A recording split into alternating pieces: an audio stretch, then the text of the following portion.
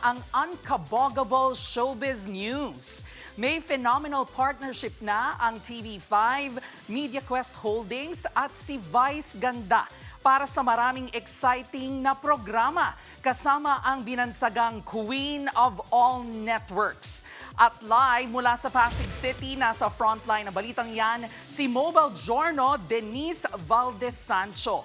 Denise, ano nga bang special sa partnership na ito?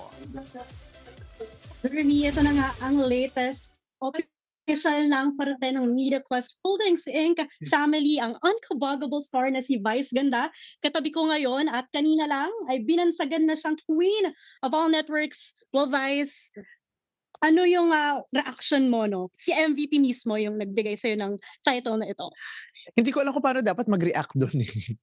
Hindi ko alam. Siyempre nakakakilig 'yun, pero at the same time nakakatakot din kasi magbubukas na naman 'yan ng diskusyon sa maraming tao. Pero since 'yun naman na 'yung nanggaling kay MVP at, paniniwala niya naman, I am just very grateful na meron akong bilang sa kanya at yung mga ginagawa ko dito sa industriya at nagpapasalamat ako sa pagtitiwala nila sa akin. At Meme, syempre maraming nag-aabang na fans ngayon, part ka na ng panibagong pamilya na ito. What exactly ba yung mga dapat naming abangan from Um, Vice? Actually ah, hindi naman yung panibagong part kasi meron naman na akong may-airing programa talaga sa TV5. Everybody Sings airs on TV5 kahit noon pa at saka ngayong bagong season.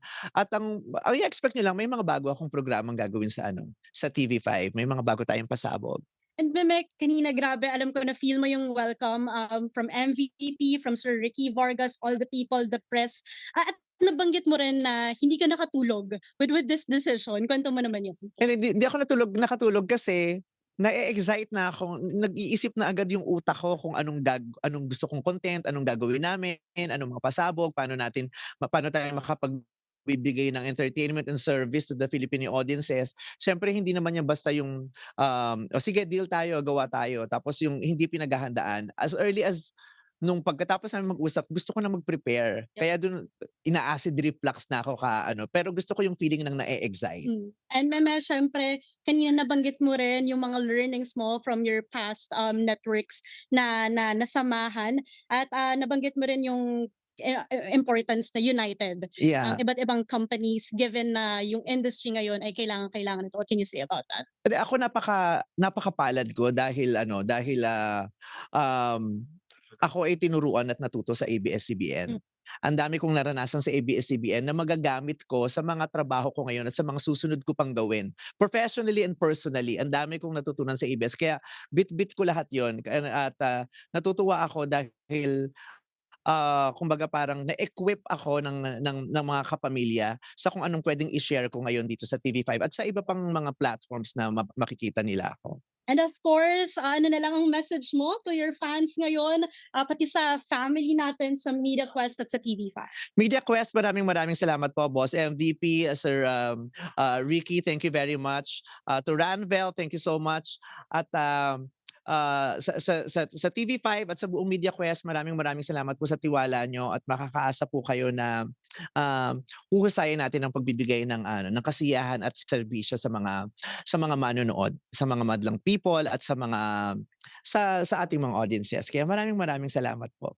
You've heard that straight from the unkabogable Vice Ganda na ngayon ay Queen of All Networks na rin. Maraming salamat. Denise! Kala ko you May heard that question straight lang from the kami. horse's mouth. Ayun, may question daw. Si Jervy, Meme. Yes, Jervy! Meme, hindi ba nakaka-pressure ang bago mong title na Queen of All Networks? Grabe, ibang level na yon. Di naman, ayoko na lang din isipin yung madaming title kasi kahit isa lang o dalawa o tatlo yung title mo, isa lang din naman ang bayad, di naman dinodoble. Joke lang. Pero thank you kay Sir MVP dun sa bagong title na yun.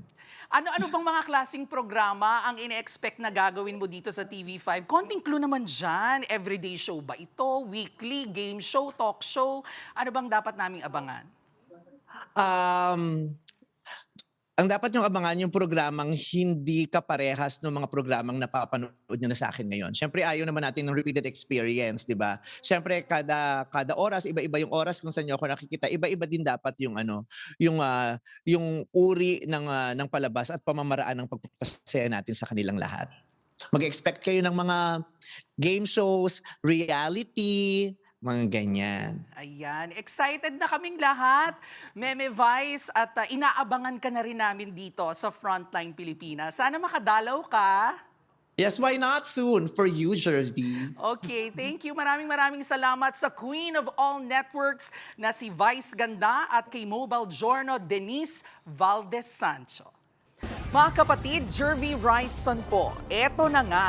Para sa latest showbiz news at iba pang kay-alaman, mag-follow at mag-subscribe na sa social media pages ng News 5.